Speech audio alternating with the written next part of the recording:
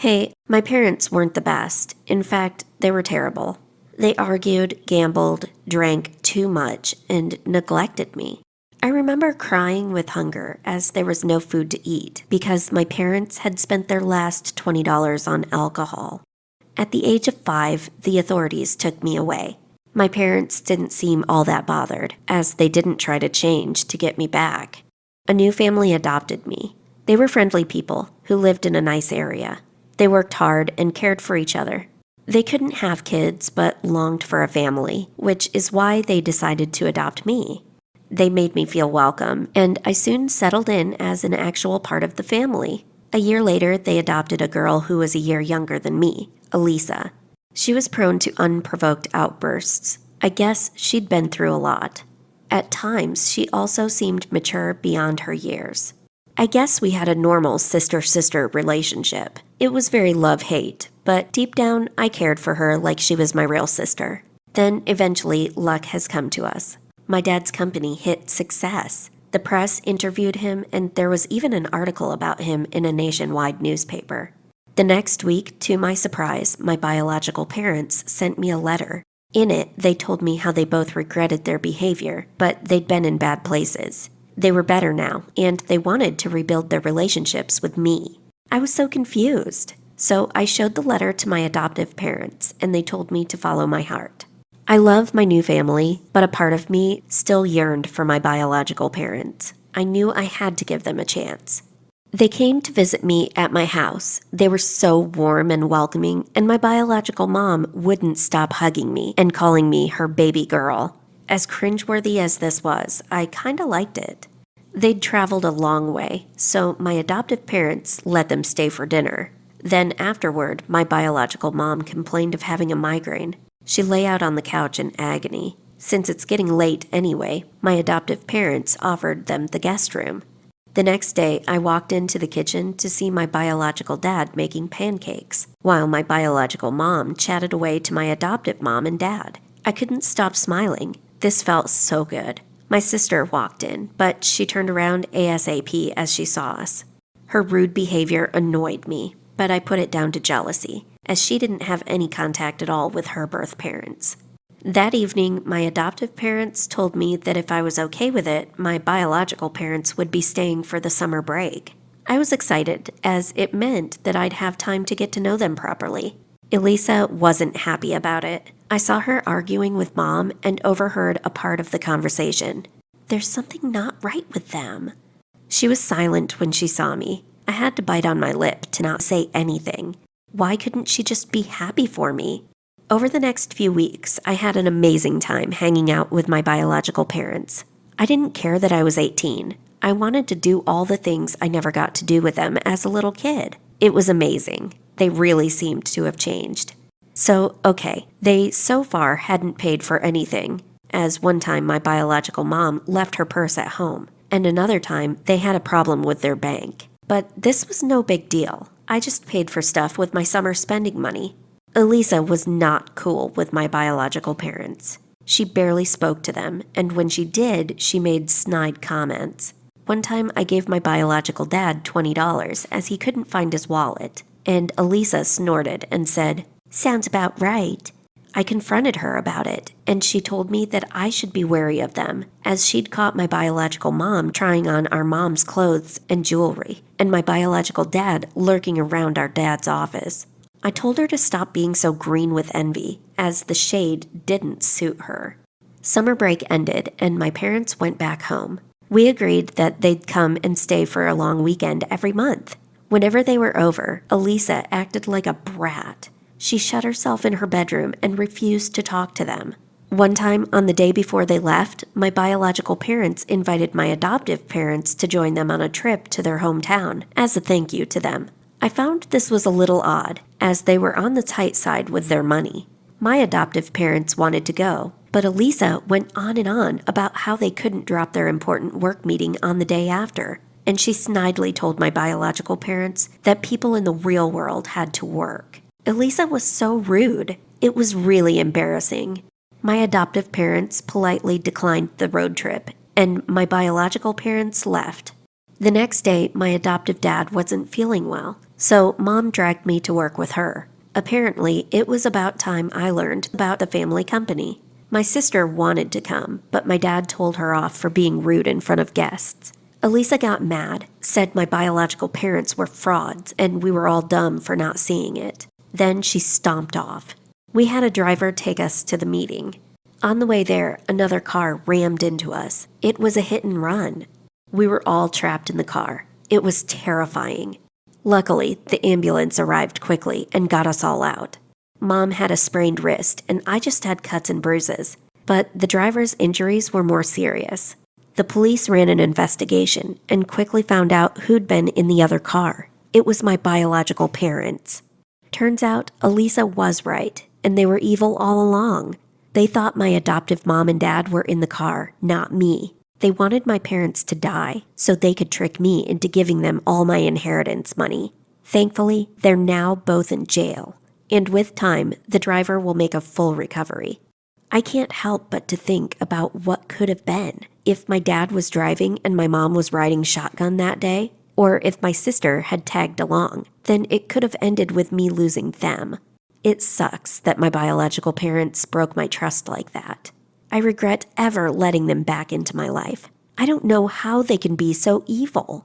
Family isn't always about blood and genes. I know now that there's so much more to it than that. I worry that I'll turn out like them, but my adoptive family keeps telling me that this will never happen, as I have a good heart. It's going to take some time to come to terms with what happened, but with the help of my amazing family, I know I'll get through it. Hey, I'm Kelly, and I'm 13 years old. My mom died when I was 3, and ever since then, I've lived with my dad. My dad's a massive womanizer. He goes through girlfriends like a change of clothes. I've tried my best to be understanding. I get that it's been hard for him losing mom and being a single dad. I just want him to find one woman he cares about and stick to dating just her. Last year, I moved up to middle school, which was both scary and exciting. Luckily, most of the other kids seemed friendly and the teachers were nice, especially Miss Hill, who was my sports teacher. I'd always been a sporty kid, and she saw the potential in me and pushed me to try out for the girls' soccer team. I tagged along with Dad to my first parents' evening. Miss Hill was in the schoolyard welcoming everyone. She and Dad seemed to have a much longer conversation. I stood there feeling awkward. I was sure they were flirting. I've lived with him for long enough to know that. Finally, Dad left Miss Hill's side and I led him to the first classroom he had a meeting at. The night went by smoothly and everyone started to leave one by one. I was impatiently waiting for my dad out in the hallway. What did it take so long for Dad and my teacher to talk about? It's not like I was that much of a naughty kid. I always did my homework on time and rarely ever got into trouble. Finally, they came out. He and my French teacher, Miss Stevens, were talking and laughing like they'd known each other for years. It was so good to meet you, Gloria. My dad touched her arm. You too, John. She played with a strand of her hair. I rolled my eyes. Since when were they on first-name terms? Awkward alert. I grabbed Dad's arm, said goodbye to Miss Stevens, and dragged him out of there. It turns out my dad had been flirting with my sports teacher out in the yard because a few weeks later she turned up on our doorstep for dinner. It took me a minute to recognize her out of her tracksuit and with her hair and makeup all done nicely, but then I realized it was her. I was so mad at my dad. He could have at least had the decency to pre-warn me she was coming over. I sat there in my fluffy pink PJs. This was so awkward. My dad and Miss Hill were clearly having a good time as they kept giving each other gooey looks across the table. Yuck. Maybe I could use it to my advantage to try and sit out of stupid dodgeball sessions. Middle school was going well, and turns out I was pretty good at French. Miss Stevens was really nice to me and gently explained things to me when I made mistakes. At the end of school one day, she was explaining a sentence to me when I saw the phone on her desk vibrate. She didn't pay attention, but I peeked on the screen, and it was my dad's phone number. On my way out of school, I nipped into the bathroom. I was about to leave when I heard a voice talking out in the hallway. "Sorry I was in class. See you tonight, John. I miss you so much. Can't wait to see what kind of romantic date you're gonna take me to." I peeked behind the door to see Miss Stevens on the phone. I leaned against the bathroom door in shock. Was my dad taking both my teachers out at the same time? Then the cleaner opened the door and I fell on my ass. Fail! When I got home, I confronted Dad. He admitted he was dating both my teachers, but he refused to stop seeing them as he was having too much fun. I was frustrated, but what other choices did I have than helping him cover this up? I involuntarily became his guardian angel. Okay, so receiving the special treatment from 2 teachers wasn't so bad. I got an A+ in my French test, even though I knew I messed up a few of the questions. And I made captain of the girls' soccer team, even though this other girl was a better player than me. As much as I enjoyed the perks, I also found them awkward. The other kids were starting to talk and give me weird looks. I became extra paranoid about it all. As for keeping my dad's secret, that was tricky. One time after school, I was leaving to catch the bus when Miss Hill stopped me and asked me if I wanted a lift, as she made a walnut pie and wanted to bring it around. I knew that Miss Stevens was coming over after school. I panicked and muttered out the first excuse that popped into my head. I had a nut allergy and it was so bad I couldn't sit in her car. Another time, I was at the cinema with a few friends when I walked out into the foyer to get more popcorn and saw Miss Hill there. She asked me why I wasn't in bed, and I gave her a puzzled look. Turns out Dad had told her he couldn't go out on a date with her tonight as I was ill. In the end, I realized what was going on and made up a lie to Miss Hill that I'd sneaked out of the house to go to the cinema with a boy. She grinned at me and told me my secret was safe with her. It carried out like this for a few weeks. Then suddenly, one day, everything changed and my life turned into hell. Miss Hill made me go and get the heavy sports equipment by myself. She snapped at me when I missed a kick in soccer and she dropped me as captain. Then, in French class, Miss Stevens gave me my homework back, D-.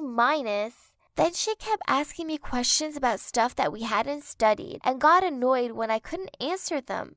I asked my dad if something had happened and he said he was still dating them both like normal. He blamed their moodiness on probably just being the wrong time of the month.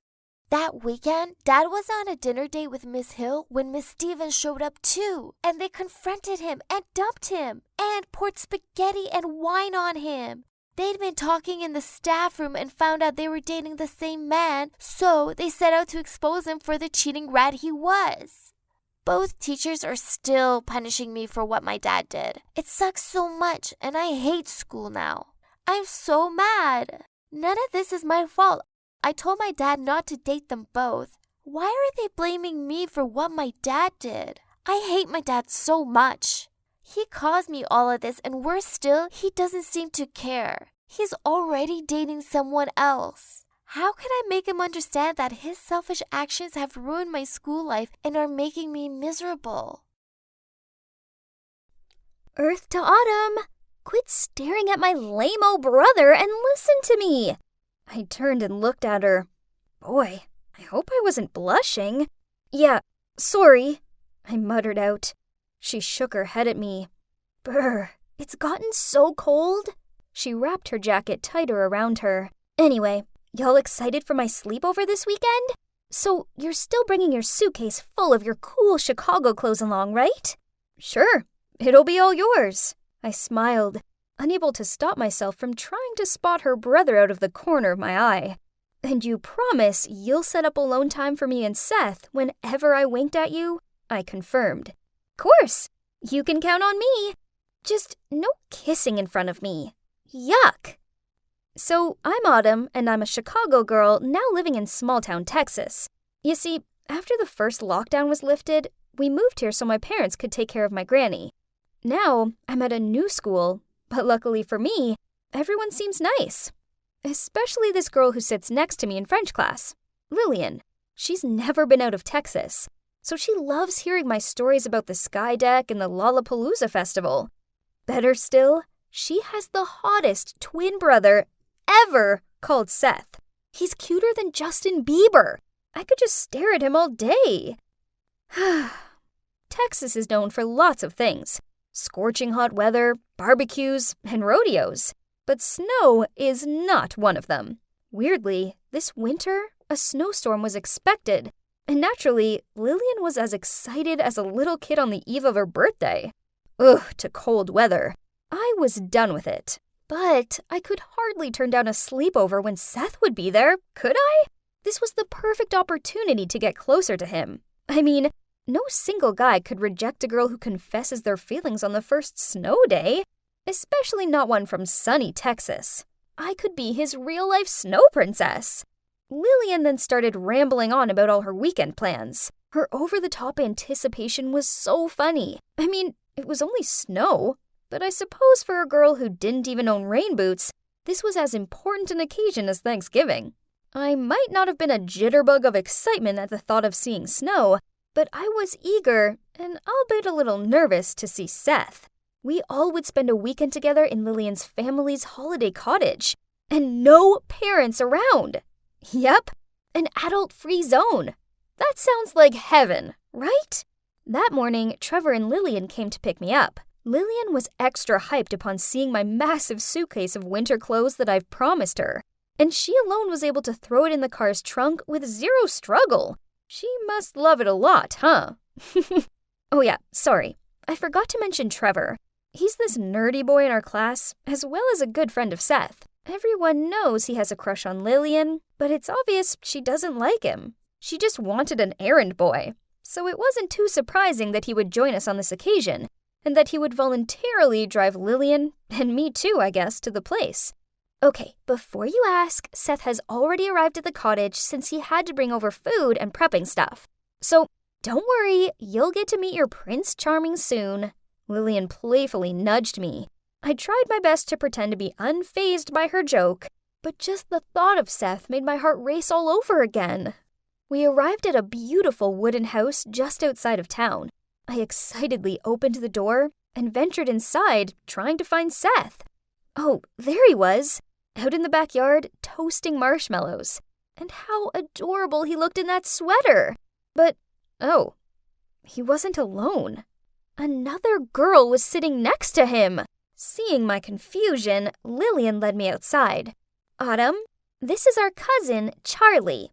Lillian pointed at the girl. And here is Seth, in case you didn't know. She teased me. Jesus, Lillian, keep it low-key. She left me as red as a tomato again. Then she winked at me and shooed us two to go inside to prepare drinks and salad, while she and Trevor took care of the barbecue. So we did. And then I even helped Seth decorate the place with these cute twinkling lights. Romantic, right? Well, it would have been if Charlie wasn't here. She wouldn't leave him alone for a second. She didn't help out. She just sat there painting her nails. Ugh, geez, couldn't she get the hint? So when Seth went to the bathroom, I walked up to her, and forcing a smile, I said, "Hey, it's boring in here. Why don't you go outside?" "Nah, I'm good." She studied her newly painted nails. Lillian needs private time with her friend. Besides, Seth isn't comfortable around strangers. What? I went to the same school as him, so I was hardly a stranger. This girl was ruining my plans. Ugh, no, she was ruining my life. So far, my night wasn't exactly going to plan. Not only wouldn't Charlie let me anywhere near Seth, but she was acting weird around him. She actually took the bun off his burger and squirted sauce on it. Jeez, what was she, his mom? Then there was Trevor, who looked absolutely petrified as Lillian, on being attacked by some insect, clung to his arm. Huh? I thought he liked her. Whatever.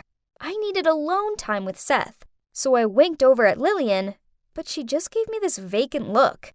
I tried kicking her under the table, but she moved her foot away and still seemed oblivious. I'd had enough of this, so I went inside to make a hot chocolate. I heard footsteps behind me. Thinking it was Seth, I turned around ready to flirt. But, oh, it was just Trevor. When you go back over to your sweet Lillian, please tell her I don't have something in my eye Instead, I was trying to make eye contact with her. Trevor grumbled out, "Tell her yourself. She's not my Lillian. I came here for another reason." Hey, why so grumpy all of a sudden? Jeez, I was just joking. He paused for a moment before he said, Autumn, I like you, but Lillian just told me you like Seth, so I can't wait. Confused, I replied, Hold on, so you're telling me that you like me, not Lillian? Yeah, but your Seth plan will never work. Enough. I don't like you, now leave me alone. I stormed off, ready to impress the guy I actually like, instead of wasting my time with this nerd. Lillian's voice outside stopped me. What were you thinking? Why did you kiss Charlie? She's supposed to be our cousin. But she's not. And chill. Autumn isn't around anyway. Seth shrugged. She could walk out at any moment. We made a deal, so don't mess it up, else I want my money back. What the? I felt the anger build up inside of me. I'm pretty sure smoke was coming out of my ears. I was about to walk out there to confront them when a hand pulled me back. I tried to tell you, but you didn't listen. Lillian is playing you just for your Chicago closed suitcase. She loves it. And Seth is dating Charlie. They're both parts of Lillian's plan. She's paid them. Wow, this hurt. There I was thinking I had a great new friend and a potential new boyfriend, but it was all a trick. And for what? A suitcase with a few nice coats in it? I was deliberating what to do next when my phone beeped. It was a weather update. Turns out, the snowstorm was predicted to come sooner and be far worse than originally expected. Then all of our phones started buzzing. It was our parents. They told us to stay inside no matter what, and to make sure we closed all of the doors and windows. The storm soon arrived with vengeance. At first, the others seemed fascinated with staring out of the window at the snowflakes. Not me. Nope. I was just annoyed I couldn't escape these fake people and go home. We gathered around and set up a den in the living room. It was all okay until the phone signal started to go on and off. Then the internet went off completely. Lillian actually let out a scream and banged her phone screen when she realized her latest Instagram photo hadn't finished posting yet. Poor Trevor had to comfort her. It was time to make this night interesting. So smiling, I said, I know what will take your mind off it. Let's play truth or dare. Then I cuddled up to Seth and in a soft tone spoke. Seth, the storm is really freaking me out. He gave an awkward look but replied, It's cool. I'll look after you. Then he placed his arm around me. I looked over at Charlie. She didn't look bothered. Huh? That was odd. So when it was my turn to ask Charlie a truth, I said, I heard Lillian got that scar on her knee during a family trip. Could you tell us that story? Lillian flustered out. OMG, Autumn, your questions are so lame. You're wasting your turn. Charlie looked stunned at first, but then she quickly pulled herself together, laughed, then said, Yeah, Lillian's a goofball and trips over all the time. That time, we kids were having a soccer race, but Miss Competitive over here overdid it and ended up falling flat on the ground. Okay. So she didn't crack, but nor did she actually answer the question. Let's see how long you can keep up that fake facade for. As the night continued, the others seemed to be having a good time. Not me, though. I was still bitter about the whole situation. I was made to look like a fool by not only my friend, but also my crush, and his silly little GF. The annoying thing is if Lillian had just asked me, I would have let her keep whatever she wanted anyway, because I thought we were friends. Lillian started yawning, then announced she was going to bed. No way am I sharing a bedroom with that traitor. And my love rival. No thanks. So I refused to move. But where will you sleep? Don't be ridiculous, Autumn. Yeah, come on in. You'll freeze to death down there. I'm fine. Just go. I'm a Chicago girl, remember? Do you call this a storm? Please. I've been through colder summer days. I smirked.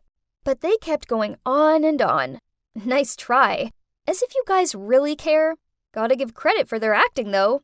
Then at least let's get you some warmer clothes. I agree. But Her suitcase is still in Trevor's car. I have an idea. She winked at me, then yelled up the hallway, Seth, could you please help Autumn get her winter clothes from Trev's car? Are you mental? It's freezing out there, and pitch black. You girls are so annoying. Eventually, Lillian and Charlie gave up trying to persuade me and threw me a blanket. Finally, some alone time away from those fakes. I curled up on the couch and took a deep breath to fall asleep. Only half an hour later, I was still tossing and turning. I had a lot on my mind, and the wind outside was howling. At that point, I pretty much had my head between my knees, trying to preserve my body heat. Jeez, it has for sure gotten colder. Then suddenly, I heard 3 consecutive knocks on the door. A chill ran down my spine. I must have misheard it, right? I held my breath to listen, and there came another 3 knocks. Oh my gosh, who could it be at this time? And in these conditions? All roads were blocked by snow. No one in their right mind would go outside in this weather. But that banging on the door still persisted and was only getting louder and louder.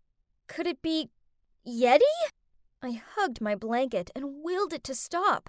But of course it didn't. I couldn't sleep in this frantic noise either, so Yeti or no Yeti, I needed to go check it out. So I crept over to the door. A rush of panic swam through me, as with a shaking hand I slightly opened it. Huh? Trevor? Yep, it wasn't any snowy monster. It was Trevor, about to faint from the cold, but his hands were still holding tightly onto something. Trembling, he said, Here you go. Put on some more clothes. You'll catch a cold. Then he passed me my suitcase. Oh God, you're crazy, Trevor. You are the one who's catching all the cold right now. I immediately sat him down on the couch and placed the blanket around him, then quickly opened my suitcase.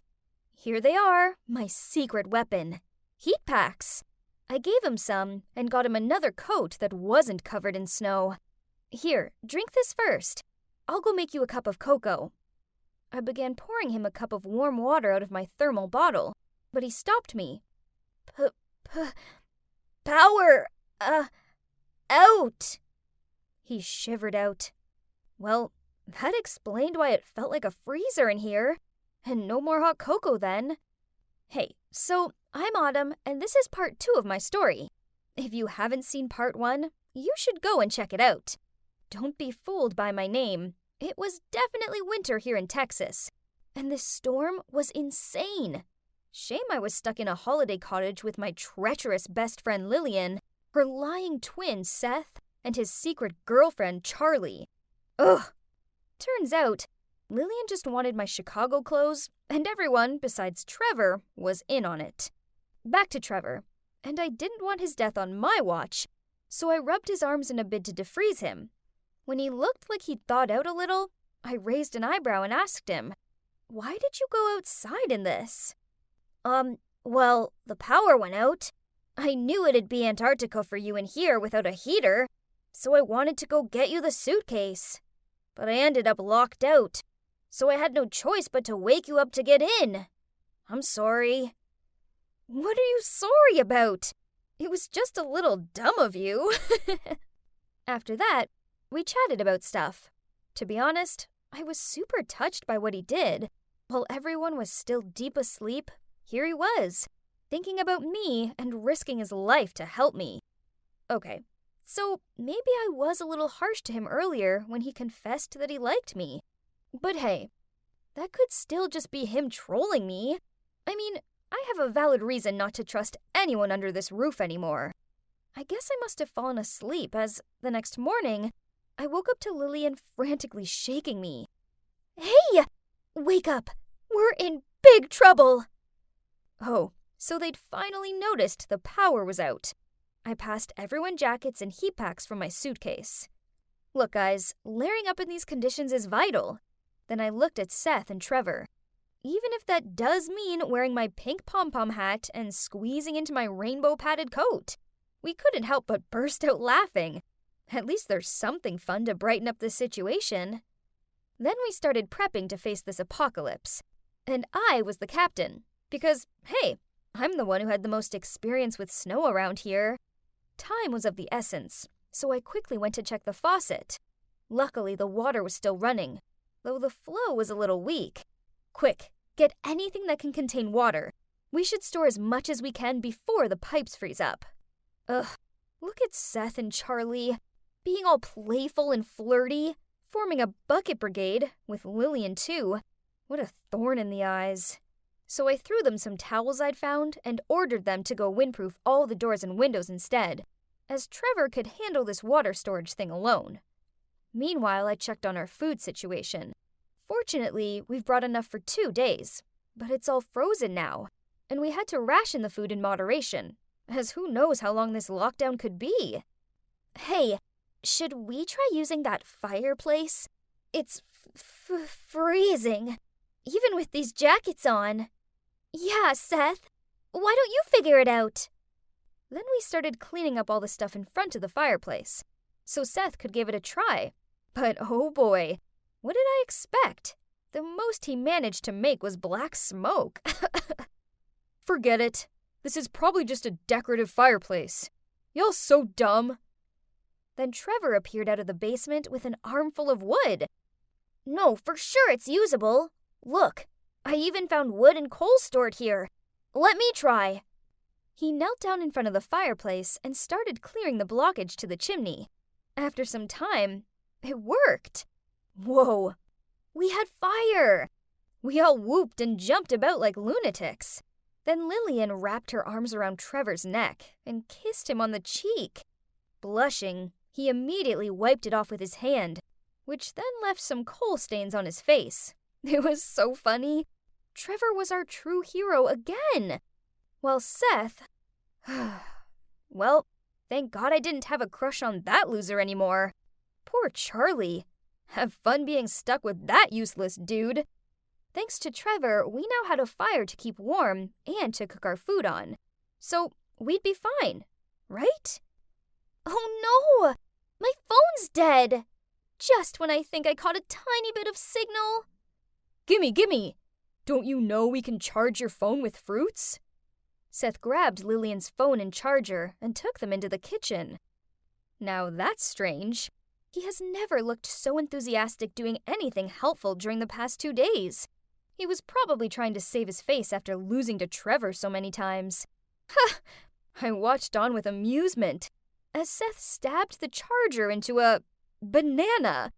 What did I ever see in this guy again? Trevor burst out laughing, and Charlie sighed, then went off to prepare soup for dinner. Lillian folded her arms and pouted. So? Hurry up! Seth grunted, then fiercely stabbed the charger into the poor banana several more times. Jeez, it was so dumb, and too funny to stop him. Spirit, it won't work! Ugh, you ruined my charger and wasted our food! I wish I could just throw you out into the storm! Seth shoved the mashed banana into his mouth. Who told you it's wasted? This is my dinner! Then he sulked off into the corner and covered himself with a blanket. Hilarious! Hey, don't worry. I have a power bank in my room. I'll go get it. Oh, sweet! You're indeed my knight in shining armor.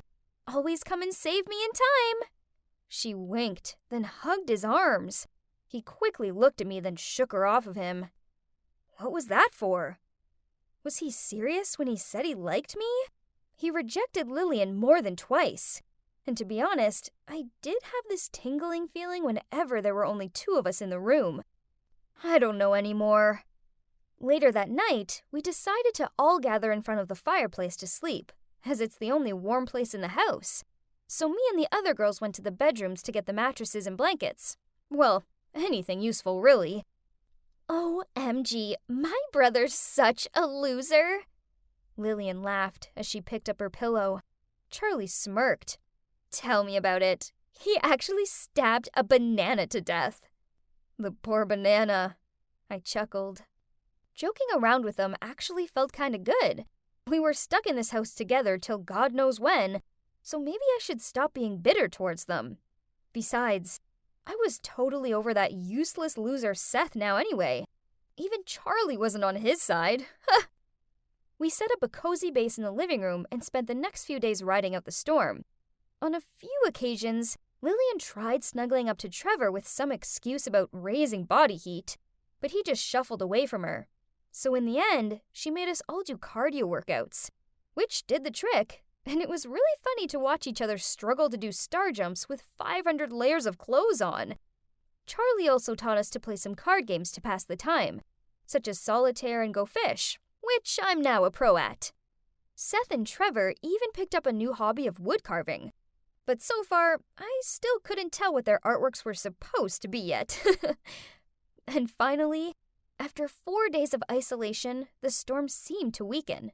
We started to get stable phone signal back, and we called our parents right away to update them on the situation. They said they would come pick us up as soon as possible. We were all so happy, and also proud of ourselves. We'd survived this crazy storm. So, you're probably thinking this is the happy ending? Not so fast. When we were all FaceTiming Lillian and Seth's parents, their mom suddenly said to Charlie, "Thank you so much for helping us keep an eye on the kids. We'll definitely add a nice bonus onto your salary this month." We were all stunned.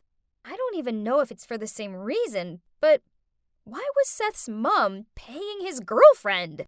Lillian clumsily said goodbye to her mom and ended the call immediately, then tried to clear up the atmosphere with her fake laugh. Y'all know how my mom loves to give her dear nieces and nephews some extra pocket money whenever she sees them. Okay, what are we having for lunch today, guys? Just stop it. I know your secret already. Charlie and Seth are a couple, aren't they? But why is your mom paying her? That's sick. Lillian, Seth, and Charlie all shouted out in unison, "What?" Lillian gave me a questioning look. "Autumn, what are you talking about?" "Yeah, I'm sorry for lying to you, but no, Charlie is not Seth's girlfriend. She's our tutor." "Liar? If so, then why did you have to hide it?" "My parents didn't trust us staying in this place by ourselves, so they asked Charlie to supervise.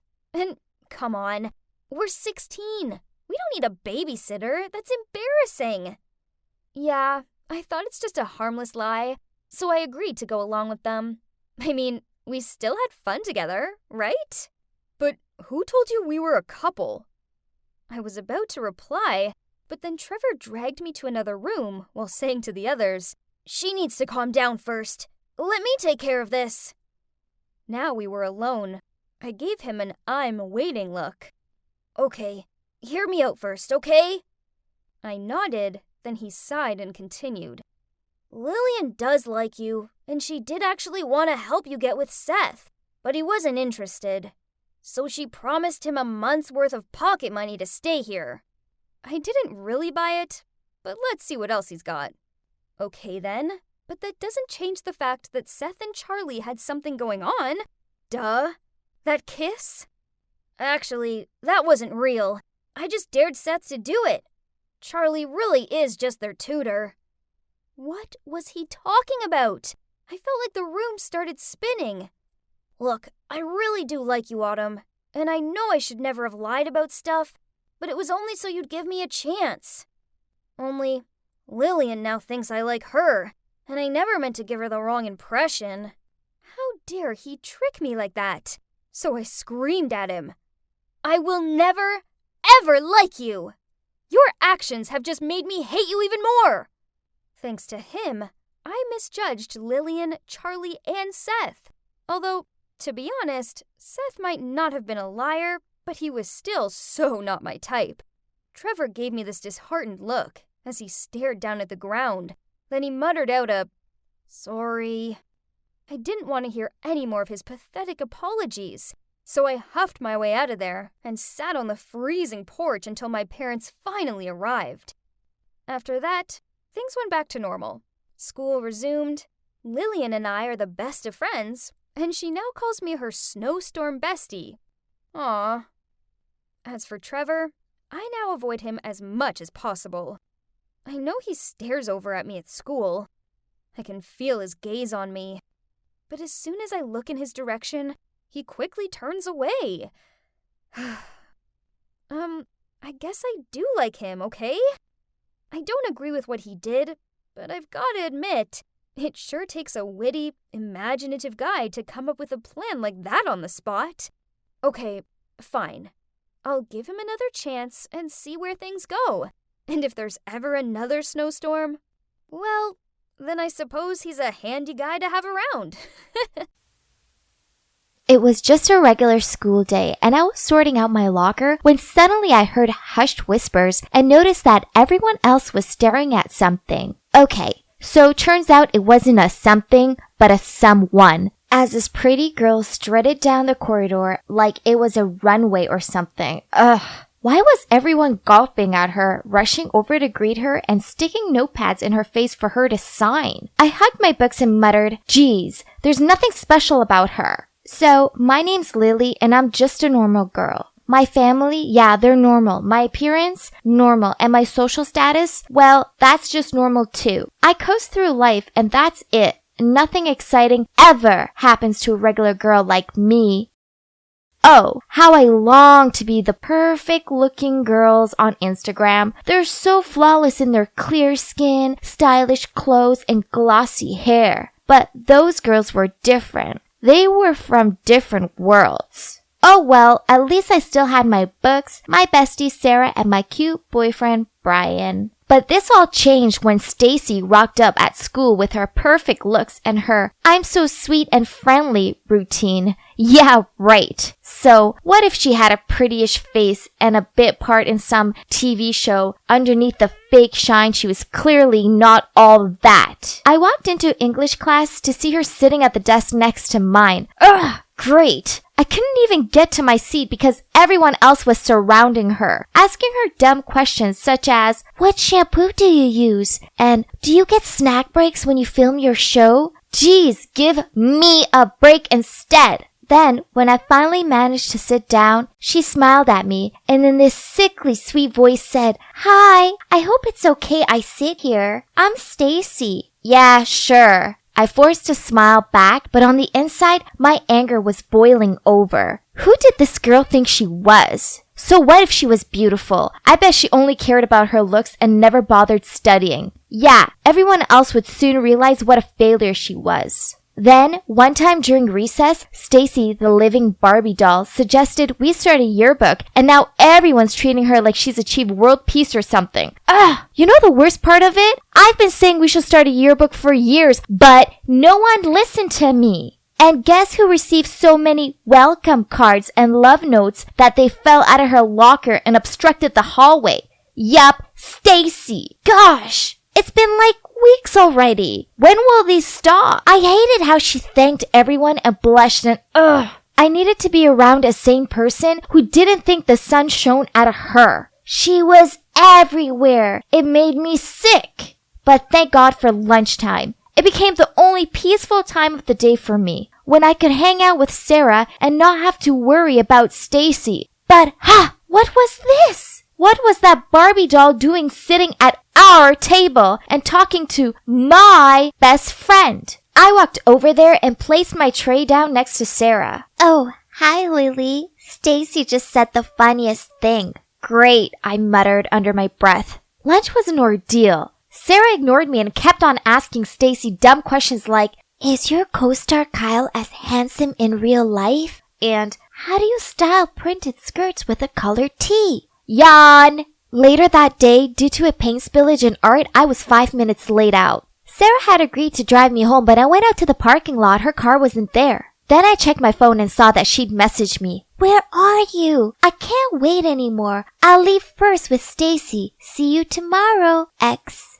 What? Is she ditching me to give that phony a ride? We had been friends since childhood. How could she be fooled for Stacy's act and just throw away our friendship like that? Angry, I messaged her back, "You abandoned me for Little Miss Popular? How could you? I get it. New one in, old one out. Well, thanks a lot." My phone buzzed with her reply. "Lily, you know it isn't like that. You live up the road from school, while Stacy lives much further away and she needed to get back in time to get ready for her filming schedule. Madder than ever, I quickly typed out my reply. Whatever. It's too bad you'll always be a nobody in her eyes, and she's just using you for a free ride. Then I checked my phone onto my bed. I'd had enough. Sarah had made her choice, and it was to be friends with that fake over me. Sarah may have fallen into the Stacy trap, but at least I still had Brian, right? One afternoon, I was talking to him out in the schoolyard when Stacy tottered past. Even her try-too-hard walk was annoying. She smiled over my Brian. Then she deliberately tripped up and dropped the books she was holding. I grabbed Brian's arm to stop him from going over, but he shook himself free from my grip and went over to her anyway. I watched him help her pick her books up, and then she blushed and squeaked out a "thank you." She was the worst. When he walked back over to me with this big grin on his face, I couldn't take it anymore. So I blurted out to him, "How dare you leave me to help her?" He gave me a confused look. Lily, I was just helping her out. Yeah, right. You knew she dropped them on purpose to get your attention, but you went over there to her anyway because you think she's prettier than me. He sighed. You're being ridiculous. You know what? I can't deal with your selfish, jealous streak anymore. Let's just call it a day. We're done. Then he walked off. I stood there watching him, expecting him to cool down and come back. Only he didn't. This was all Stacy's fault. She'd stolen my best friend and my boyfriend. No more. It was time to show her that she wasn't so perfect after all. I scrolled through her social media pages for ideas, and it soon became apparent that she loves boys with toned abs who ride motorbikes. How predictable. I discovered this website where I could hire a boy to play with her heart, then ditch her. It's about time she learned how much it sucked to be undesirable and worthless. Ha! I found the perfect guy called Josh. He was 19, a gym addict, and he had a motorbike. Whoa, he was expensive, but it would be worth it, right? I arranged to meet him at the local coffee shop, and geez, he was even more handsome in person. I wished I could use this money to actually make him mine. Sigh. So, the deal is, he's gonna flirt with Stacy, make her love him deeply, and then break up with her. The next Monday, I walked out of school to see Josh parked up to the school gate, holding his helmet and looking like he belonged in a movie. Naturally, every girl was staring at him, but he made a beeline for Stacy. Then, just 1 week later, I saw him picking up Stacy from the school. Whoa, I knew that. I knew I had chosen the right person. Josh was such a lady killer. They looked super close, and I had to remind myself that he was just an actor and he was doing his job. Haha, she was gonna be so heartbroken. But a few weeks later, and he was still picking her up. Huh? Why hadn't he broken up with her yet? So I called him up and asked him what was taking him so long. He replied that he would do it soon. He was just making her fall for him more before he did it. Brutal. Only the weeks passed by and he still hadn't ended it. Then I was walking past the movie theater and I spotted them there, kissing. What? This was not the plan! Furious, I had arranged to meet him the next day at the coffee shop. He walked over and couldn't even meet my eye as he said, I'm sorry. I can't do this anymore. I will refund you as soon as I can. Why? Have you fallen in love with her or something? I said jokingly. There was a long silence. Then he looked down at the table and muttered out, Yeah, I have. Why was I the only one on the planet who saw how fake she was? Thanks to her siren ways, I lost my best friend, my boyfriend, and now my savings. This was it. I needed to confront her. The next day at school, I tried finding her, but she was nowhere to be found. Then, as I passed through the school garden, I saw her sitting there. Gotcha! It's time to tell her exactly what I thought of her. I stormed over to her and opened my mouth to speak, but why was she crying? When she saw me, she managed to smile and said, Oh, hi Lily. Is there a chance you could help me? I stared at her with disbelief. Did she think I was under her spell and would do her bidding? But then I saw what she was crying about. In her hands was her English essay with a big F on it. So I replied, why me? You're so smart. You answer all the questions in class correctly. I don't want to be judged on my bad grades. That's why I left my last school. The other kids call me a brainless beauty. I moved here for a fresh start, and now I'm still failing. Okay, so in that moment, I realized that there were things I was good at. My grades were good, and I was pretty great at remembering facts. I'd just been so blinded by jealousy that I lost focus on these things and only saw what I didn't have. None of this was Stacy's fault. She never actually done anything bad to me. I'd made it all up in my head because I was jealous of her. So I sat down next to her and said, "No one's gonna call you that because I'll help you study." "You will?" She gave me a hopeful smile and I nodded. "Thank you so much," she flung her arms around me. So that's how Stacy went from being my enemy to my friend. She's actually a really sweet and kind-hearted girl. No wonder why everyone admired her so much. And I was wrong to judge her on her appearance and not give her a fair chance. She's still with Josh and she doesn't know that I hired him to break her heart. But hey, she now has a hunky boyfriend who adores her, so that could be considered compensation, right? Brian and I are still over, but thinking about it, maybe this was for the best. I know I overreacted, but he gave me up so easily, and well, I want to find a guy who won't do that. As for Sarah, I went around to her house with a bag full of her favorite candy, and I apologized for being a jealous jerk. Luckily for me, she forgave me. Now, Sarah, Stacy, and I have become good friends. Sarah and I both help Stacy with her studies, and she gives us fashion tips. And you know what? I've come to realize that I'm pretty after all. I just needed to discover my spark. So finally, I learned that no one's perfect. Perfection is just an illusion. The most important thing is that we feel happy with what we own and never stop improving ourselves. So just be you and let everyone else concentrate on being them. I walked into the cafeteria and gulped. The only free seat was next to Joanna, one of the weirdest girls in school. She was always sitting alone, and usually I'd avoid her because people said she didn't speak much and was totally shy. But somehow, I felt kinda sorry for her. I mean, how bad could it be? Well, famous last words. It was bad. I sat down with a smile, but she just glared at me and grunted, "Go on then. Throw me your worst insult."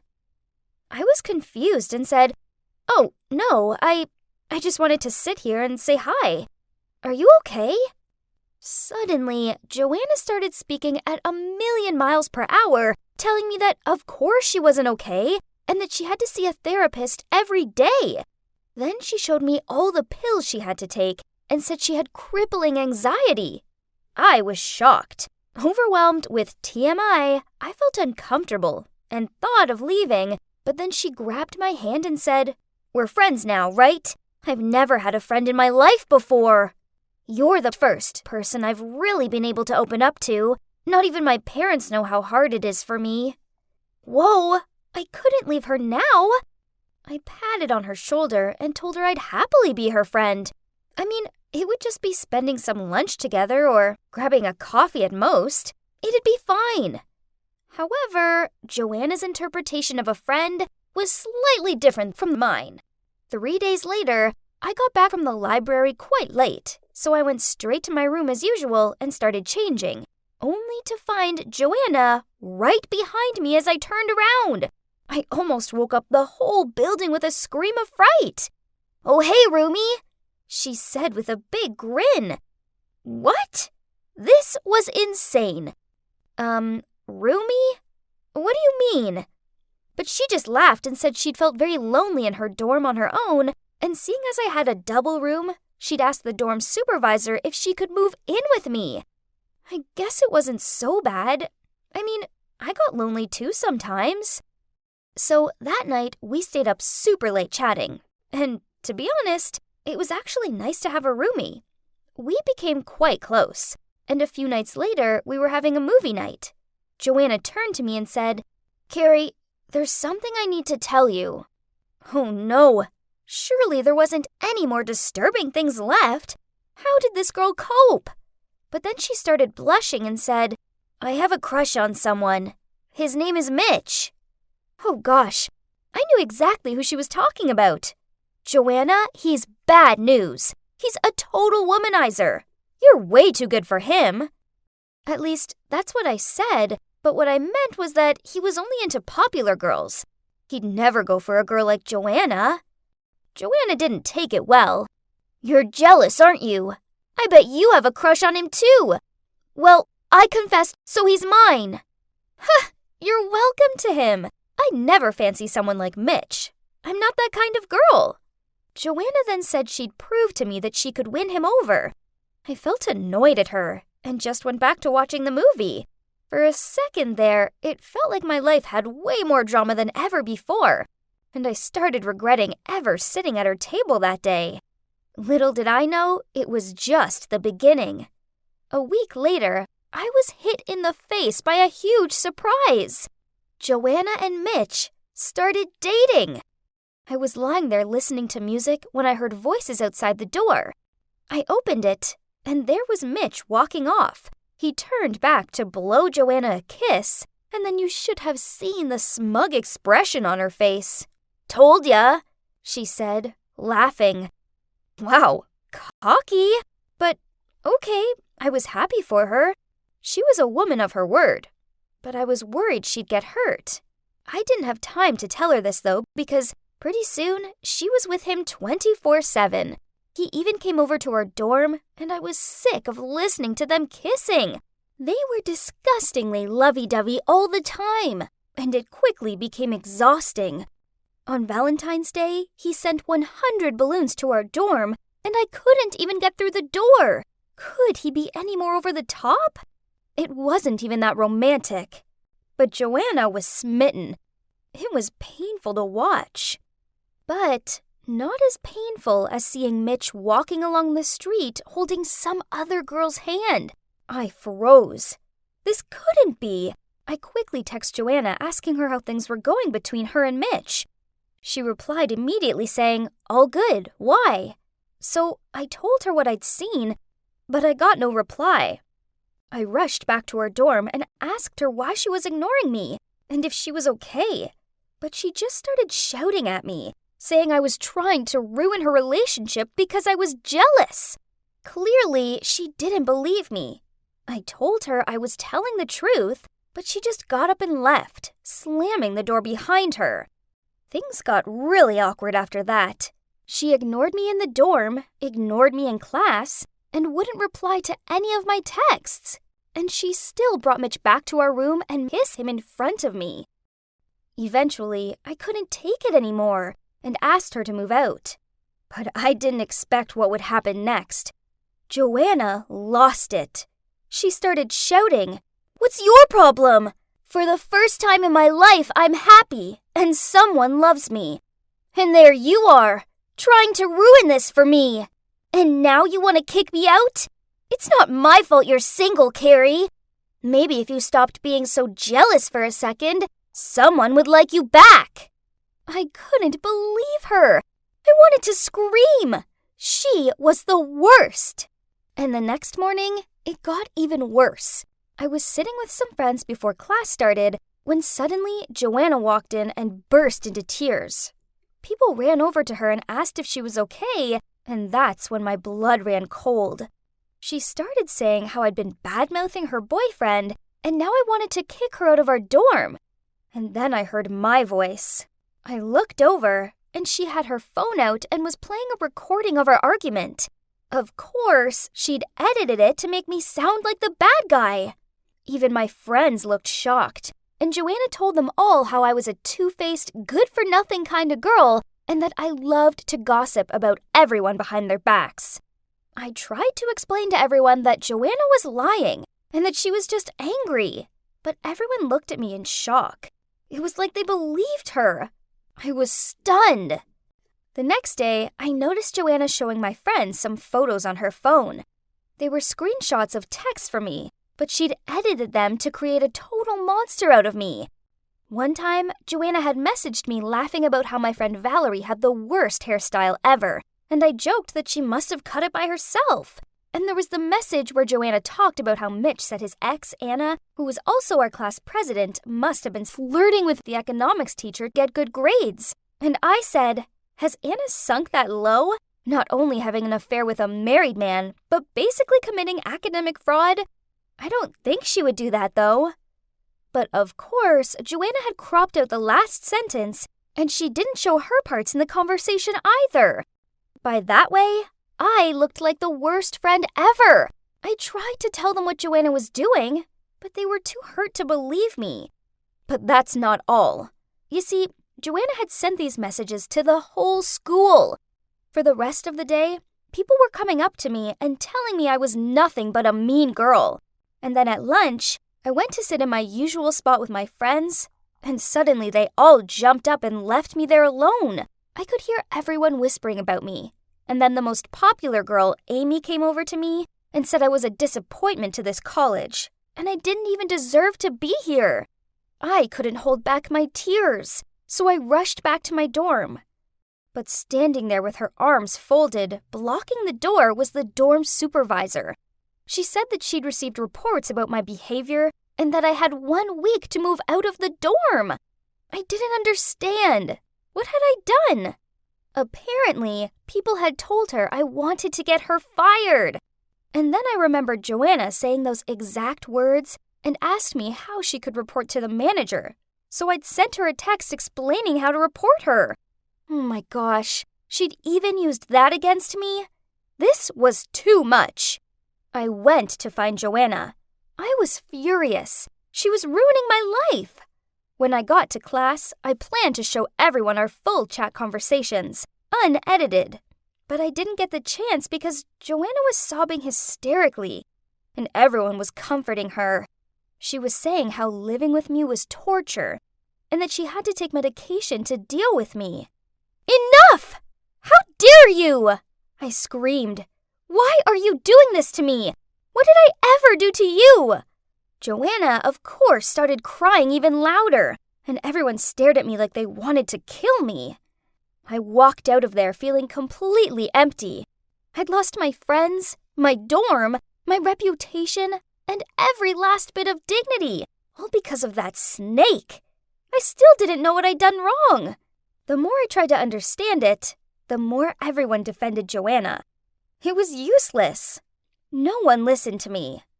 Eventually, I ignored them all, moved out of the dorm, and acted like Joanna didn't exist. Fortunately, I made some new friends that loved and trusted me and never twisted my words.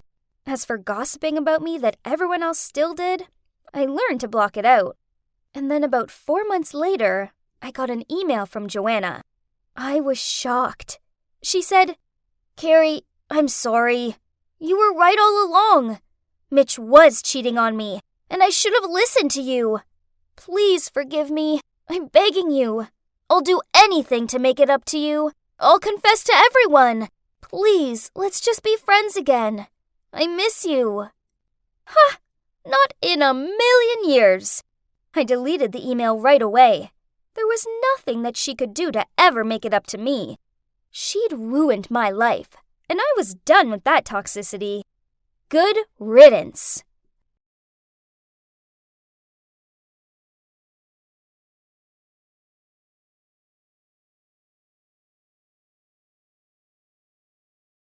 It was a regular morning, and I was sorting my books out in my locker when excited screams and cheers distracted me. Huh? It was way too early for this level of noise. A group of girls was lingering around the bulletin board. I walked over to take a look. Turns out, it was just the latest poster of Hillary, the prettiest girl in school, for her campaign of becoming prom queen. Well, yeah, typical reaction, since Hillary alone is too perfect already. All day, I found myself thinking about the Queen Hillary poster. Oh, I wish I could be as beautiful as she is. I mean, I'm not that ugly, but damn sure I'm not beautiful like her.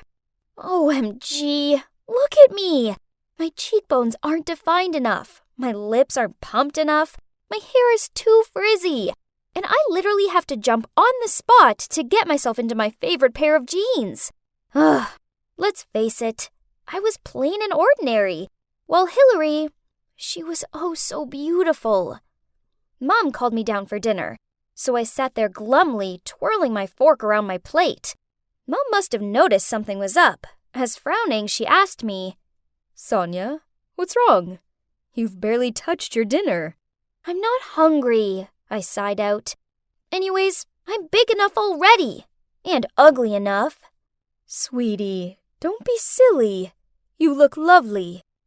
Yeah, right. Mom was only saying that because she felt like she had to. I thanked her for dinner, then went back to my room and scrolled through Hillary's profile. There wasn't one bad picture of her. Not one! She was so flawless, while I was, well, full of flaws. The next day, I was hanging out on the school field with my best friend Sydney and my boyfriend Lucas when Hillary passed by in a stunning dress. Jeez, look how gorgeous she was. Earth to Sonia. Sydney threw a potato chip at me. I turned and gave her a "what was that for" look. She rolled her eyes and continued, "Stop staring at little Miss Popular and pay attention to us. You know, your actual friends. Hello?" Sorry, I sighed. It's just that she looks so pretty in that dress. It's not fair. She doesn't even have to try. Well, on me, it'd look like I was wearing a garbage bag. Stop comparing yourself to her. It's dumb. Yeah, Hillary's Hillary. You are you. And you have your own beauty. I shook my head. Yeah, right. I didn't have any beauty. Instead, I was ordinary, while Hillary was extraordinary. Chemistry was the only class I shared with Hillary, and for that entire 45 minutes, I just couldn't stop staring over at her, transfixed. As the teacher droned on about the periodic table, I daydreamed about how amazing it would be to have hair as glossy, skin as clear as hers. I caught her staring back at me a couple of times, and one time she mouthed, "What?" then rolled her eyes and annoyedly turned away. But still, I couldn't take my eyes off of her. After the lesson, I followed her to her next class, even though it was in a different direction to where I needed to be. I watched on with envy as her boyfriend, Ethan, the captain of the basketball team, looked at her adoringly, and how her pretty friends flocked around her. It must be so awesome to be that perfect. My Hillary obsession continued at home. Each evening, I scrolled through her profile and saved any new pics she'd posted. Then I'd just lay in bed staring at her perfect features and comparing them to my not-so-perfect ones. I even printed out my fave pics of her and framed them on my desk. Then one day, my worst nightmare came true. I was on my way to meet Lucas when I saw him standing in the hallway and talking to Hillary. That's odd. A popular girl like Hillary would never enjoy talking to a normie like him. Oh man, look how Lucas keeps laughing, then giggling. What if Hillary likes him? That kind of girl definitely gets whatever she wants easily. I couldn't watch any more of this, so I sent Sydney an emergency message and rushed off to the bathroom. She found me crying in the cubicle and asked me what was wrong. I told her what had happened and she frowned. Are you insane? Lucas was probably just being polite to her. Geez, he's with you for a reason, so get over this Hillary fixation. It's weird. Why did Sydney have to be so rude? I wanted her support, not her backlash. So I didn't meet up with her after school as planned. Instead, I went straight home and looked through my Hillary photos. I cut out sections of her lips, nose, hair, and stuck them on top of a photo of me. Looking down at it, well, wow, I looked so much better. It was then that I decided I would have a perfect face like her. So clutching the improved photo, I hurried down to my mom and waved it in her face.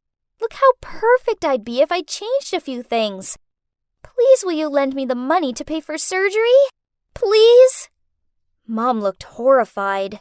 Sonia, you're only 17, and you're already beautiful. You don't need to put yourself through all this pain and risks to look like someone else. I tried explaining to her that I didn't want to continue my life looking as plain and boring as I did, but she didn't listen at first. It took me a lot of time to talk her through, and let's face it, she also has had a nose job before. So what's the big deal about me getting mine fixed too, along with a few more touch-ups? That summer, I lied to Sydney and Lucas that I was spending the whole holiday with my dad and stepmom. I showed the surgeon a photo of Hillary as an example of the results I wanted. So he narrowed my nose, inserted cheek implants to give me a more defined look, and injected my lips with filler. I woke up after surgery in agony. Oh dear God, it hurts! I couldn't talk, and even crying was painful. Worse still, with all the bandages, I resembled an Egyptian mummy. Then, when the bandages were removed, my face was all swollen and puffy, and I had to do these massages to improve my facial muscles again. Pain is beauty, and beauty is pain, isn't it? Mom wasn't exactly impressed with what I did, as I didn't really tell her I would change my entire face.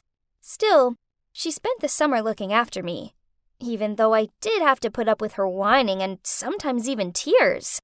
Once healed, all that was left to do was have my hair colored and cut like Hillary's, and change my style to match hers. With my new look complete, I looked at the mirror and smiled. Finally, I was beautiful. I returned to school excited for everyone to see my new look, but as I walked through the hallway, everyone stared and gossiped about me. People I didn't know surrounded me and bombarded me with questions such as, "Which parts did you fix? How much? And did it hurt?" Nobody actually complimented me or anything. Then, as I was sorting out my locker, I heard a cough. I looked up to see Sydney standing there with her arms folded. "So, was it worth it?" I wasn't in the mood for this, so I replied, "You can't say anything nice, can you? This is who I am now. I'm being my true self, and I'm happy." "No, this is you trying to be someone you're not." I slammed my locker shut and stormed off. What kind of person doesn't support her own best friend? My day went from bad to worse when I met Lucas at lunch. He glared at me, then angrily said, "Sonia, why? There was nothing wrong with you before, but now you're just a clone of someone else." He went to leave, but I held his arm. "Please, I did this because I want to be more beautiful. For you. I did this for you." Lucas shook his head, then gave a thoughtful sigh. He didn't try to leave after that, but he kept giving me this pitying look. Then, when I was walking to class, a guy ran up behind me and put his arm around my waist. "Hi there, my baby." Startled, I immediately pushed him away. Oh, it was Ethan, Hillary's boyfriend. "What's wrong? But, wait, why does your face look so weird?" I pushed him off me and ran away. OMG! That was horrifying! My heart was still pumping. From then on, people continued to mistake me for Hillary. Then whenever Sydney sat with me, they gossiped about how tragic it was that she was trying to be a cool kid. It made her feel uncomfortable, so she stopped hanging out with me at school. I had to sit by myself and felt so lonely. Then there was Lucas. Whenever I tried so much as hug him, he flinched. Then he admitted that he found my new look strange and intimidating. Life carried on, and prom grew closer. I noticed one of the Queen Hillary posters had been ripped off, and in its place was another poster of a girl named Kim. Geez, this prom queen campaign seems very stressful. Then, as I stepped outside, I heard someone shout, "Now!" Then the next thing I knew, stuff was thrown at me. In just a blink, I was covered in tomatoes and eggs. Yuck! Then a group of girls smirking stepped out and one said, "You should just give up trying to be prom queen before it's too late." I blurted out while taking pieces of eggshell off of my hair. "What? Why attack me?" "Oh wait! Girls, it's the plastic Hillary wannabe. Well, you still deserve this. Have fun being a failed version of Hillary." They laughed as they left, leaving me standing there feeling worse than ever. I went to the bathroom to clean myself up and walked in on Hillary applying her makeup in the mirror. Whoa, her face actually wasn't so perfect with all the makeup on. "Oh wow, it's you." She glanced at me. "You know, everyone is talking about you even more than me," she said, while covering her eyelid with tons of eyeshadows. "I mean, I'm kind of flattered, but trust me, you look ridiculous. You're like the Walmart version of me. I feel sorry for Lucas for having a super insecure girlfriend like you." Then she flicked her hair and left. I looked at myself in the mirror tears streaming down my face. So Hillary was just a mean girl who faked her butt off to build a friendly image and covered her mediocre face with a lot of makeup. She wasn't perfect, just like me. From then on, I desperately longed to look like myself again. I begged Mom to lend me the money to fix my face, but she refused. No more. Once is enough. Isn't this all you wanted? Great. Now I was going to be stuck looking like this forever. Until one night, my cheeks started aching. Soon, I couldn't so much as twitch my face without being in serious pain. Mom found me clutching my face in agony and drove me to the hospital. The doctor told me my implants had leaked and I needed emergency surgery to remove them. This happened a month ago. Now, when I look in the mirror, luckily, I don't see Hillary anymore. Instead, I see me, but in a quite different look. I've well and truly learned my lesson, and Sydney and Lucas have been there to help me through everything. Now I know that I should have learned how to love myself instead of comparing myself to someone else. I am who I am. And you know what? I now realize that I'm okay with that. All we can do now is pray, the doctor said as he left the room. I looked at Ethan lying on the hospital bed, surrounded by medical equipment, and felt my heart sink. Then Elliot came over to me and said, "Charles, I think you should maybe go home and rest. There's nothing you can do right now." Yeah, Elliot was right. Now I had to be stronger than ever, and in fact, if it wasn't for her, I probably wouldn't have made it through this crazy time. Although Elliot was a newbie in our department, we'd become close very quickly, and I was so grateful for her. I smiled at Elliot and offered to drive her home. And then I went to see my mate Cooper. He'd just got back from living abroad. We'd been friends for years. We first met at a gay pride party. He was bisexual and I was gay. At least, I had been. But now, I wasn't so sure. You see, I realized that every time I was with Elliot, my heart was beating faster than usual. Could it be that? I got so lost in my thoughts, I didn't even see Cooper opening the door. He looked at me and said, "Dude, what's wrong with you? You look like you've seen a ghost." I told him I was in deep trouble and really needed his advice. Lying on his couch, I explained how my boyfriend Ethan was in hospital, but that I'd started having feelings for a girl. Cooper looked at me with sympathy in his eyes, but then he just nudged me and said, "Charles, welcome to my life. It's okay to have feelings for both men and women. It's normal." I asked him what I should do, and he said I should just listen to my heart and let it decide. And then he winked at me and asked to see a photo of this girl who was turning me by. I opened my phone and showed him, and he looked shocked. His eyes went wide, and I asked him if he thought she was hot too. But then he said something that made my blood run cold. "She's my ex-girlfriend, bro." Whoa, what? This couldn't be happening. Then Cooper told me how they used to date and had even set a wedding date. But then something had happened and they'd broken up. This was too weird. What were the chances? I wanted to ask him more about what she was like and why they broke up. But from the look on his face, it was too painful to speak about. Plus, it also made me feel a bit uncomfortable. I could barely sleep that night, worrying about Ethan and thinking about Elliot and Cooper. It was all so strange. The next day, when I was concentrating on my work, my manager suddenly came over and said, "Charles, congrats. You're doing so well. I didn't expect one of your team members that you managed to get promoted so quickly." Huh? What was he talking about? No one had been promoted. I was so confused. He noticed how puzzled I looked and said, "Didn't you know? Elliot took over Ethan's role as director." What? How did this happen? I looked at him in surprise and he continued, "Word on the street is that Elliot is the president's daughter, so it's normal for her to take over. She clearly hid her identity well, didn't she?" Then he just laughed and walked off. Wait, if Elliot was the president's daughter, that meant that she was related to Ethan. She was Ethan's sister, right? Oh, this couldn't be. She'd acted like she didn't even know him at the hospital that day. I quickly ran to find her and said, "Hey, Elliot, why didn't you tell me you were Ethan's sister? You know that me and your brother are in love. Why would you hide this from me?" Elliot just sighed and said, "Well, actually, I didn't want to hide this from you. But my parents sent me to help Ethan to run the company. I don't have any experience, so I wanted everyone to treat me like a normal newbie so I could actually learn. That's why I hid my identity. I'm so sorry." I guess she'd done the right thing, as I'd heard lots of gossip behind my back when I'd started dating Ethan. So I sympathized with her. But now it all made sense. The reason I had a crush on Elliot. She looked so similar to Ethan. The same deep blue eyes, the same cheekbones, even the same gestures.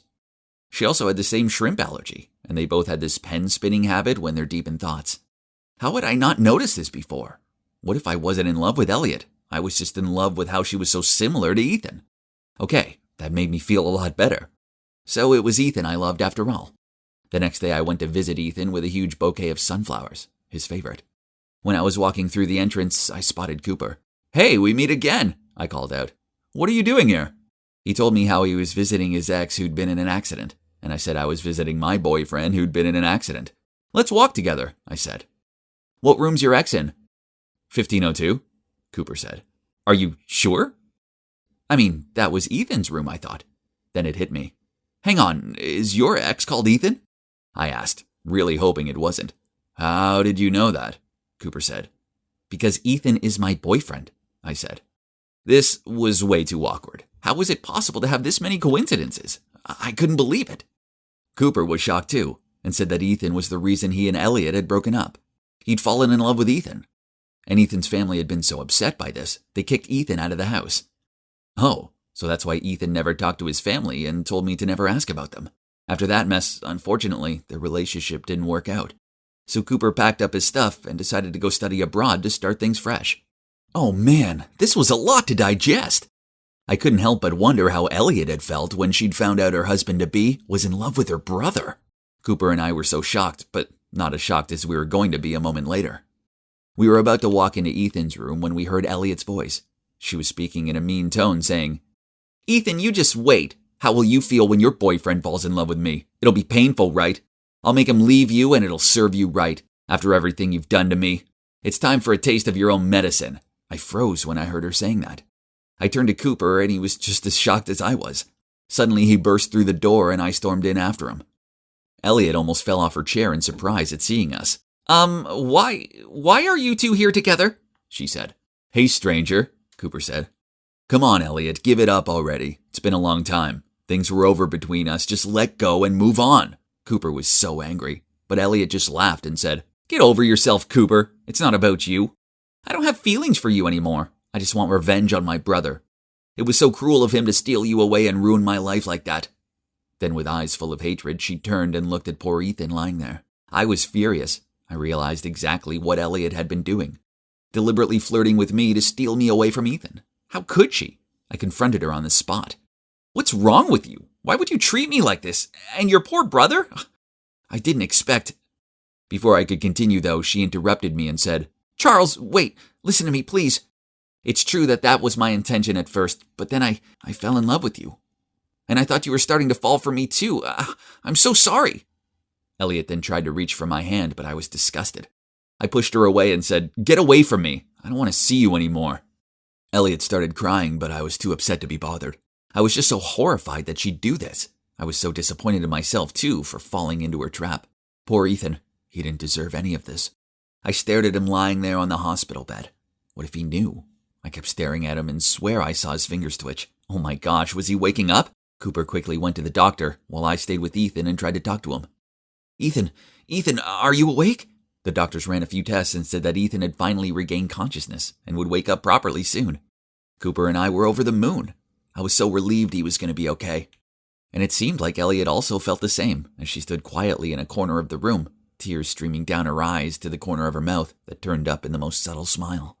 And as expected, about a week later, Ethan opened his eyes. I'd never been so happy in my life. He started physical therapy, and I spent a lot of time helping him.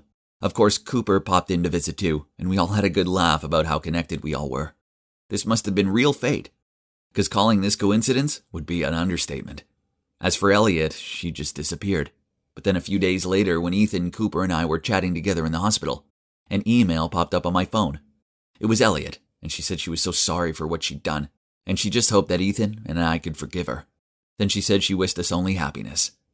I told Ethan and Cooper the good news, and we were all so relieved. Maybe we could all be friends after all. I mean, Elliot might become my sister-in-law one day, right? Life can be so funny. I'm just so glad Cooper appeared when he did, and everything came out into the open. I'd never forgive myself if I'd left Ethan for his sister. Really? You're from Korea? No way. You sound just like a native speaker. Richard jumped up in surprise as I told him I came from South Korea. Yeah, I'm 100% Korean, I answered him, giggling. I had spent hours every day practicing my English. Guess it has paid off. But that was 6 years ago already. I'm Jenny, by the way, and I'm Korean. At the time I was 21, I joined an online English speaking club where I first met Richard, who never in a million years did I think I'd fall in love with. But that's exactly what happened.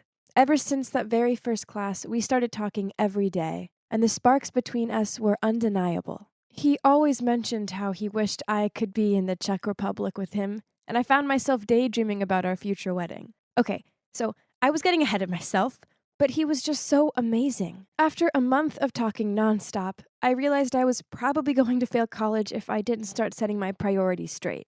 But all I could think about was him. And whenever we weren't chatting, I was stalking him on social media. And every time I saw him tagged with another girl, I got so jealous. This couldn't be healthy. I mean, I hadn't even met him in real life, but still, we continued to fall for each other. And he even introduced me to his two best friends, Anastasia and Pavel, via video chat. But not as blossoming as my love life, I was failing miserably at college. I'd always been the one who laughed at my lovesick friends, and now I was no better than them. This wasn't right. Something had to change. So even though it was killing me inside to do this, one night before sitting down on my desk to work on my assignment, I just picked up my phone and blocked his WhatsApp, deactivated my Facebook, and all without letting him know. Yep, I full-on ghosted him. It was such a hard decision, because that night, instead of getting anything done for the assignment, I found myself lying in bed with a tear-soaked pillow. It hurt so much, but I had to think about my future. My parents would kill me if I didn't get a good job. I couldn't let them down. Anyway, Pavel messaged me a few days later saying Richard had gone totally crazy and he'd never seen him this upset before. He barely ate anything and would drink all day. He's not much different from a zombie now. But I stayed unfazed. Bet he'd be okay though. He was young and handsome and girls were always after him. He'd get over me soon. And I'd get over him, right? If only it were that easy. I missed him every single day. Even though we'd been thousands of miles apart, he somehow always made me feel so safe, like he was right there next to me. What had I done? I'd ruined everything. Ugh. Instead of wasting time overthinking, it'd be better to put all my energy into my studies for now, right? And it worked. When graduation came around, I was the top student in my class and even got accepted on an exchange program in Australia. Without even thinking, I texted Richard to tell him the good news. I apologized for disappearing on him and said it had messed with my mind because I hadn't expected to fall for him so hard. I had just needed some time to finish my studies, but now I was ready to reconnect again. Well, he'd seen my messages, but there was no reply. It felt like someone had punched me in the heart. Hours later, he finally replied and said, "Sorry, Jenny, I'll get in touch soon. Now isn't the best time." I couldn't believe the words I was reading. I could actually hear the sound of my heart shattering, but it served me right. I was the one who'd gotten rid of him. He deserved better.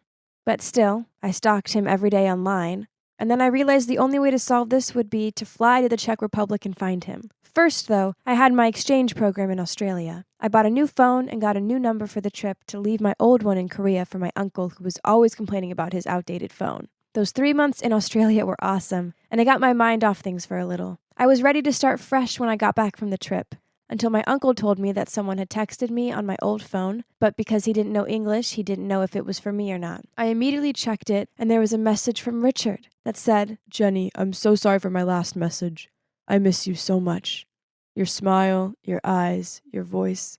I hope you can give me another chance. Love, Richard." OMG! Months had passed since he'd sent it, and the worst part of all is that my uncle had read the message, and so it said seen. This was a disaster. Okay, but I had to focus on the positive. He missed me. Maybe it wasn't too late. I tried to call him, but he didn't answer, so I texted him and explained what had happened. He finally replied and said he thought I'd given up on him. I'd never give up on him. We then had a proper phone call. "I am still thinking about you all the time. Why didn't you send me a Facebook message?" The words tumbled out of my mouth in a rush, as if I was afraid I would lose contact with him again in any sec. Suddenly, he went all quiet. And then he told me he'd recently met someone, and that he hoped I'd understand and still want to be friends. I felt devastated. Why was it so hard for us? But in the end, there was no other choice for me. I just wished him well and hung up. All I could do now was move on. It was time to find someone else to date. Clearly, Richard and I weren't meant to be. My heart hurt, but I found a job and threw myself into it, giving it all my attention. Eventually, I got promoted, and after 5 years, I was able to help my parents pay off their debt. I even moved up to a management position. Of course, during this time, I dated a bit, but I couldn't make any of the relationships last. I just missed Richard all the time. I kept dreaming of us spending Christmas together. It was so frustrating. I mean, it had been 5 years, and we hadn't spoken at all. Why couldn't I just get over him? I occasionally went on his Facebook page, but all I could see was his profile pic that remained the same for years. I'd unfriended Anastasia and Pavel, too, so I couldn't stalk them either. For all I knew, he could be someone's husband now, maybe even a dad. And yet still, I never gave up hope that maybe we'd meet in real life, our paths would cross, and we'd finally get to be together. I couldn't stop thinking about this. And then 3 weeks before Christmas, I got a new following request on Instagram. I couldn't believe it. It was Pavel, and he was now married to Anastasia. This made me so happy. And he told me they were going on their honeymoon to Korea and hoped to see me. OMG, this was so exciting. I desperately wanted to ask him about Richard, but I was terrified to hear that he had kids or something. Anastasia messaged me too and asked how I was doing. I told her I was still single because I worked all the time. Hey, there was no way I could tell her it was because I was still obsessed with Richard. Anyway, the week flew by, and finally I was at the airport awaiting to meet Pavel and Anastasia in real life. They both looked so sweet, and I gave them the biggest hugs. After hugging them, I noticed someone standing behind them. OMG. Was that Richard? What was he doing there? I was so stunned I couldn't move. It was really him. Pavel broke the silence by saying, "We brought Richard along for you, Jenny. Feel free to hit him, bite him, kick him, or whatever you want to do if you think he deserves it." Out of complete shock, I just burst into tears. It had been 6 long years of total silence, and now here he was, looking at me. I asked myself, could I hug him? But I didn't even get a chance to answer my thought because he ran towards me and picked me up in his arms, squeezing me tightly. Then he whispered in my ear, "I'm so sorry, Jenny. Please don't cry. I'm here. I won't leave you. I promise." Could I trust him, though? I was still in shock as I drove them to their hotel, and then again later when I drove to take them out for some Korean food. I was nervous about hanging out with them all, but we seriously had the best night eating, drinking, and laughing. The next day, Pavel and Anastasia would start their honeymoon. So maybe then Richard and I would have some time alone together to talk about whatever was left between us. After dropping them back at their hotel, I was driving away when suddenly I saw Richard running back towards me. He said he wanted to tell me something, so I pulled over and we sat down on a bench to talk. I listened as he told me that over the past 6 years he tried to date other girls, but it never worked out because I was always in the back of his mind. He said he'd spend most of his time working so he could save up to visit me or buy me a ticket so I could come and visit him. It had taken him longer than he'd hoped because his parents had got divorced and he'd been looking after his mom, who was super depressed. A few months later, she was diagnosed with cancer, and so he'd had to work even harder to help her pay for treatment. After 3 long years of fighting, she sadly passed away, and ever since then, he'd been feeling so lonely and sad. One day, he asked Pavel to contact me somehow, and when he found out I was still single, he was over the moon and decided it was finally time to come to Korea and see me. He said seeing me in real life had made him fall even more in love with me, which he hadn't thought was even possible. Then he hugged me tight and I couldn't stop crying. We spent Christmas together, just like I always dreamt of. And well, the rest is history. Here I am now, packing my bags to fly to the Czech Republic to see Richard. I can't wait to meet his family. And you'll never believe it, but we're even planning our wedding. The big question is, where do we live? Should I go there, or should he move to Korea? To be honest, it doesn't matter. As long as we're together, it'll be perfect. So it's true what they say. If something is meant to be, it'll be. Even if it takes a year or 6. All I know is that I'm glad I had the patience, because I've never been happy.